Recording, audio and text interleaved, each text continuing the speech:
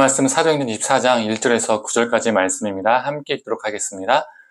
닷새 후에 대제사장 아나니아가 어떤 장로들과 한 변호사 더둘로와 함께 내려와서 총독 앞에서 바울을 고발하니라. 바울을 부르매 더둘로가 고발하여 이르되 벨릭스 각하여 우리가 당신을 힘입어 태평을 누리고 또 이 민족이 당신의 선견으로 말미암아 여러 가지로 개선된 것을 우리가 어느 모양으로나 어느 곳에서나 크게 감사하나이다. 당신은 더 괴롭게 아니하려 하여 우리가 대강 여짜옵나니 관용하여 들으시기를 원하나이다. 우리가 보니 이 사람은 전염병 같은 자라. 천하에 흩어진 유대인들을 다 소유하게 하는 자요 나사렛 이단의 우두머리라. 그가 또 성전을 더럽게 하려 함으로 우리가 잡았사오니 당신이 친히 그를 신문하시면 우리가 고발하는 이 모든 일을 아실 수 있나이다 하니 유대인들도 이에 참가하여 이 말이 옳다 주장하니라. 아멘. 아침 묵상을 들으시던 모든 성도님들에게 하나님의 은혜가 있기를 간절히 소망합니다. 바울이 헤롯궁에 구금된 지 5일 후에 대제사장 아나니아와 장로들은 더둘로라는 변호사를 대동해서 벨릭스 총독 앞에 바울을 고발합니다. 변호사 이 더둘로는 본격적으로 바울을 고발하기 전에 이 벨릭스에게 아첨을 합니다.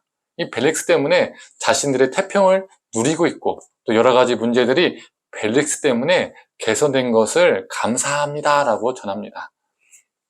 이렇게 말하는 것 자체가 어찌 보면요 웃긴 겁니다. 왜 그렇죠? 침략국 총독에게 태평을 누리게 해줬다고 많은 문제를 해결하게 해줬다고 감사하다고 말하니까 그렇죠. 실제로는요 태평을 누리지 못했습니다. 로마가 얼마나 많은 세금을 이 이스라엘에게 징수해 갔는지 알면 이렇게 말할 수 없는 거예요. 그래서 그 당시 수많은 사람들이 가나안에 몰리고 빈민으로 살게 되었습니다. 늘 유대 명절만 되면 이 로마 군인들과 이 로마의 높은 사람들은 이 이스라엘, 이 유대인들을요 늘 감시했었습니다. 즉, 이 더둘러가 말하는 것은요 사실이 아니라는 거예요.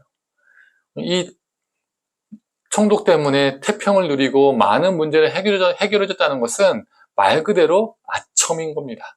그저 더둘로는 자신들이 원하는 판결을 받기 위해서 총독 벨릭스에게 아첨을 하는 것뿐이죠. 5절에서 6절을 보면 더둘로는 바울에 대하여 이렇게 고발합니다. 이 사람은 전염병 같은 사람이다. 천하에 흩어진 유대인들을 다 수욕해 하고 나사렛 이단의 우두머리다. 그가 또 성전을 더럽게 한다. 그래서 우리가 그를 잡아왔다라고 말합니다. 더둘로는 왜 바울을 전염병 같은 자라고 표현했을까요? 그 당시에 전염병은요 정말 무서운 병이었습니다. 아니 지금도 전염병은요 여전히 우리 인간에게 무서운 병이죠. 우리가 이 코로나를 통해서 제대로 경험했잖아요. 그래도 지금은 의학과 과학이 많이 발달되어서 어느 정도 예방하고 치료하고 여러 가지 대책들로 방어를 할 수 있게 되었습니다. 그리고 어떤 전염병들은 간단히 예방 주사만 맞고 또는 약 처방받아서 어렵지 않게 예방 및 치료를 할 수 있게 되었죠. 그러나 그 당시는 의학과 과학이 발달되지 않았고 위생 개념도 철저하지 않았기 때문에 전염병이 돌면 수많은 사람들이 죽게 되었습니다. 이 전염병 같은 자라는 표현으로 바울은 수많은 사람을 죽게 만드는 무서운 존재라는 것을 말하고 있는 겁니다. 또 이 나사렛 이단의 우두머리라는 이 표현은 바울을 정치 사범으로 몰아가기 위해서 한 말이죠. 그 당시에는 로마가 허락하지 않은 종교는 정식 종교가 아니었습니다. 불법 종교였습니다. 이 나사렛 이단이라는 것은 로마가 승인하지 않은 이단 종교라는 것을 부각시키는 겁니다. 로마 황제가 허락하지도 않았는데 이 종교가 있고 또 이 바울은 이 종교의 우두머리라고 말하는 겁니다. 또한 나사렛 예수님께서 어떻게 죽으셨습니까? 십자가에 못 박혀 죽으셨잖아요. 그 당시 로마는요 정치사범, 즉 반역자, 반란자들을 십자가형으로 죽였습니다. 그래서 예수님이 십자가에 못 박혀 죽으셨을 때 그 팻말에 뭐라고 적혀 있었죠? 자칭 유대인의 왕이라고 쓰여 있었습니다. 로마 황제가 승인하지도 않았는데도 스스로 왕이 되고자 한 정치사범이라는 겁니다. 그래서 더둘로가 벨릭스 총독에게 바울이 나사렛 이단의 우두머리라고 말한 것은 이 의미는 이 나사렛 예수가 정치사범이었고 바로 이놈은 그 정치사범을 따르는 나사렛 도당의 우두머리로서 이놈도 정치사범이다. 예수가 1대 우두머리, 이놈 바울이 2대 우두머리다. 그리고 바울도 그의 스승과 같이 십자가형을 당해야 마땅하다라고 말하고 있는 겁니다. 분명 더둘러는 바울을 죽이고 싶어 했기 때문에 또 죽이고자 해서 전염병과 나사렛 이단의 우두머리라는 부정적 단어를 사용했습니다. 어찌 보면 이 말은요 정말 맞는 말입니다. 바울은 가는 곳마다 예수 그리스도를 많은 사람들에게 전염시켰습니다. 많은 사람들은 전염병처럼 복음에 감염되었습니다. 유대교 종교 지도자들은 그래서 두려워할 수밖에 없었던 거예요. 전염병 같은 복음은 수많은 방해도요 막을 수가 없었습니다. 계속 퍼졌습니다. 또 나사렛 이단의 우두머리라는 것은 예수를 전하는데 으뜸이라는 것이죠. 바울이 사도로서 정말 자신의 삶을 아끼지 않았다는 것을 보여주는 단어이기도 합니다. 우리 옛날에는 그리스도인들에게 예수쟁이라고 했잖아요. 단어 자체는요 부정적인 단어입니다. 그런데 왜 사람들이 예수쟁이라고 불렀죠? 우상과 미신을 거부하고 잘못된 삶의 관례를 거부하다 보니까 붙게 된 호칭이었습니다. 표면적으로는 나쁜 뜻 같지만 이 호칭이 붙여진 이유를 보면요 정말 좋은 뜻입니다. 바울도 지금 동일한 호칭을 갖게 된 겁니다.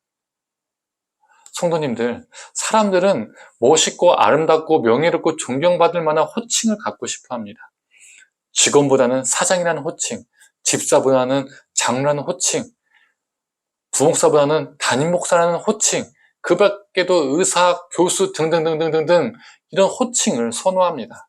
그러나 성도님들, 우리가 이러한 호칭을 갖기 위해서 발버둥 치기보다는 생명이신 예수 그리스도를 전염시키는 자, 예수 그리스도의 복음을 전하는데 우두머리, 으뜸인 사람, 이런 존재로 살아가길 간절히 소망합니다. 우리가 전염병 같은 자, 나사렛 이단의 우두머리, 이 별명들이, 이 호칭들이, 이 예수쟁이라는 호칭들이 우리에게 붙여지기를 간절히 소망합니다. 함께 기도하겠습니다. 하나님, 전염병 같은 자, 나사렛 이단의 우두머리, 예수쟁이, 하나님, 겉으로만 보면 참 좋은 단어 같지 않습니다. 하지만 그 속의 의미를 보면 예수 그리스도의 복음을 위해 생명을 위해 살았던 사람들의 받았던 호칭이고, 그 당시에 우상과 미신을 거부하고 수많은 잘못된 관례들을 거부했던 사람들의 호칭이었습니다. 하나님, 우리가 겉으로 보기에 너무나 아름답고 좋은 그 수식의 호칭들을 선호하는 것이 아니라, 갖고자 발버둥 치는 것이 아니라 하나님 예수쟁이와 같은, 그리고 나사렛 이단의 우두머리와 같은 전염병자와 같은 그러한 호칭이 우리 안에 붙어지게 하여 주시옵소서. 예수 그리스도의 생명을 위해 살다가, 그리고 이 땅의 잘못된 문화와 풍조를 거부하다가 수많은 별명들이, 호칭들이 붙게 하여 주시옵소서. 감사드리며 사랑에 많으신 예수님의 이름으로 기도드립니다. 아멘.